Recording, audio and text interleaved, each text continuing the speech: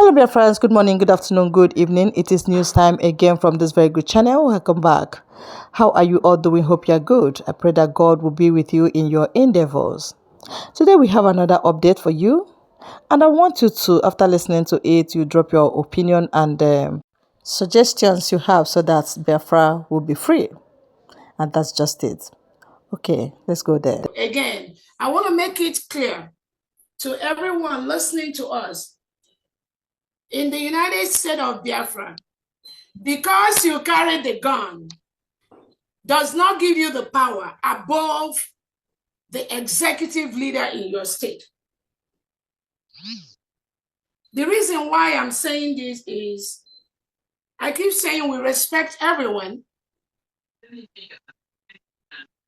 We appreciate the role everyone is playing in this government. And we expect coordination. We encourage coordination between the commanders and the state governors. That is the structure we've created. But if you think because you have the gun, you can do your own thing without coordination from your state governor, that is not acceptable. And you may think you are doing that because you have the power or you've been doing that. I promise you, we want to work with commanders. Biafrans are going to work with the governors in a collaborative manner. And I know the reason why I'm stressing on this. I do not want anybody to go killing each other for like what was obtained during Nnamdi Kanu's time, where some people think they have the power, they have the command, then you go and eliminate innocent Biafran because you think you have the power in the state. Don't do that. We all have only one head. We all have only one head. Kimanka, Imankoza, do not go about threatening any Biafran just because you have chains of bullets. That is not acceptable. Not in the United States of Biafra. You can't do that. If you have any problem, if you have any issue, let me know. Let the Defense Secretary know. Let the Deputy Defense Secretary know. But if you think you can go ahead just because you've been there since 2014 or 2010, therefore you can't talk to nobody, you can't take you can't take order from nobody. You are wrong. I'm telling you. That's not acceptable. You might need to go and form your own state where you will carry that kind of indiscipline and work. Not in the United States of Biafra. The same way I keep telling the governors why they are the civilian governors taking care of the civilians in the state. We also want to ensure that we give the commanders the room they need to work, the room they need to plan, the room they need to make sure that this ball is going into that net. And where you have crisis, let me know. Just like Chikeze has pointed out. I want to know those situations. Any other state that is having similar problem between the state governor and the commander, let me know. Don't think you can solve that problem by yourself. Let us know. Let the executive know. Let the cabinet, any of the cabinet members know about it. And we know how to solve those problems. We want collaboration. We need collaboration. Even if you're a commander general, anything, you need collaboration of the community, of the people. If Fulani terrorists are coming to your state to kill people, you may be in your own zone or in your own area. It is those civilians walking on the street, those state governors and the civilians will inform, oh, where are these terrorists going? They're the ones that will pick up the phone and call the state governor that I just passed through these Fulani terrorists, that they're all carrying guns, looking for who to kill. It is the state governor that will now alert the commander, hey, this is information I just get. Can you be able to check this out? You cannot operate alone, whether you're a governor or you're a commander or you're a civilian. We all need to work together to defeat this common enemy which is the reintegrated terrorists wearing Nigerian military and police uniform, being sent by Christopher Musa and Tinubu to come to our land and kill our people, and the Ebubago and co. Those are our enemies, and the politicians that bring them in. So we need that collaboration, please. Next question, next person, please. Thank you, Pastor Jonathan. Good evening, my EPM.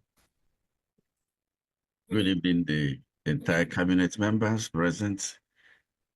Good evening, Biafrans. Actually, I don't have question, but I need to say something that has been in my mind for a long time. Somebody asked a question. He said he wants to be told the truth. The truth is that our DPM has poured out her mind, her heart, passionately to Biafrans. And you can see transparency, you can see honesty in her. And you ought to know that we cannot go back anymore. We have the government, the United States of Biafra. Some people called me from the left and they were asking me that we have to go back to Bridgie. I said, listen, going back is death. Going forward is life. In Igbo, they say it, they made all kinds of pleadings, but we cannot go back. I don't know the truth you want. The truth is that the United States of Biafra has come to stay.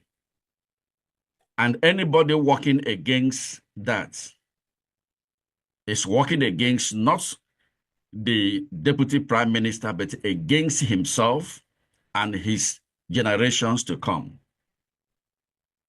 That is the truth. At the same time, I want you to know so many people have asked questions, the source or how the military are being paid. The military, you see, or sponsored is coming directly from the United States of Biafra. The military, you always hear that have been extensively said in this forum, is that our military is decentralized. To let you know what it means, because so many people are not understanding it. The USB military operates under a decentralized command structure. That is what it means, where authority flows from the DPM as at now, as the commander-in-chief, down through the Secretary of Defense, the deputy, the joint staff, and whom we know as at now could be Butuzo, the governors, and the commanders of the various branches and combatant commanders. This is just how it works. Everywhere in the world, it is like that. It is set up that way. So our own can never be different. So get this clear. When an individual comes up making video, especially carrying gun, that person is telling you that he doesn't know anything about the rules and regulations governing the armed forces. That tells you that the person needs education. When we say we need education, it's not to belittle you. I am 65 years old and I am still in school. All Biafrans need education. Our DPM has been saying a lot that we need to be educated, we need to learn, we need to be trained. Even the Nigerian government, the military, the Nigerian military, you call them zoo. I have never seen any of them one day lift up their guns and begin to challenge Tinubu. I have not seen that, yet you call them zoo. And this is United States of Biafra. This is a nation that has to be compared with any developing country in the world. And that is what we are trying to build. That's where we are going.